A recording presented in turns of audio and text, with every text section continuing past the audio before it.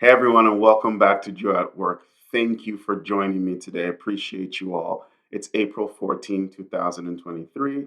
I hope you're well. I hope you're safe. I want to continue our exploration into language and metaphors. And I've had people say to me, you're taking this language thing too seriously. Like, it's just language. And I'm like, well, yeah, it's language, but think about it. Like many of us, if not all of us, pick up new vocabulary when we go into the workplace, or at least certain vocabulary becomes a fixture or staple of our lexicon once we start working. Think outside the box, go the extra mile. At the end of the day, these are some great examples of things we begin to say more and more of once we start working.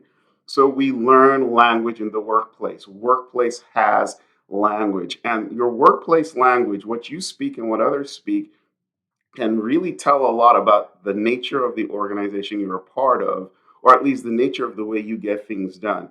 And it might seem innocuous at first, it might seem like it doesn't matter, but these things actually matter.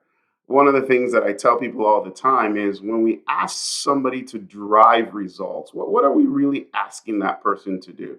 What does it mean to drive results? Think about the other ways in which we use the word drive and the image that it evokes. At least for me, it evokes an image of making something happen, but it also evokes an image of coercion and force and pushing.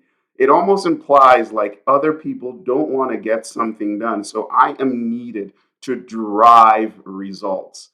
Seems innocuous, seems like something we should say, seems like a way we should reward somebody because they drove results. But when we dig a little bit deeper, what are we really saying?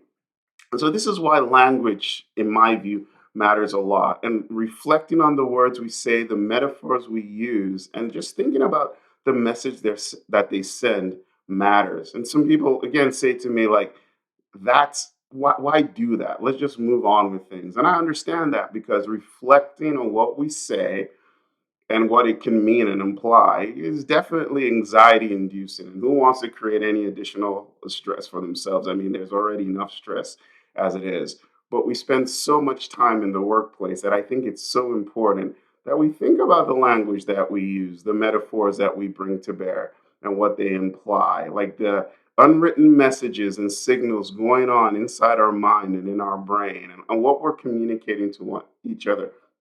Do we want to drive things to happen, or do we want to collaborate and work with each other to make things happen? Those are two different ways of expressing exactly what we want people to do. It may not make a difference to you on the surface, but trust me, it makes a difference in practice. So, again, let's think about the words we use, let's think about the metaphors we employ, because these things all contribute to our experience at work, contributes to the experience we create for others, and if we're really serious and intentional about joy at work, we will think about these things. Thanks for joining me. I'll see you next time. Be safe. Don't forget to subscribe, hit the bell so you get the notifications. Bye.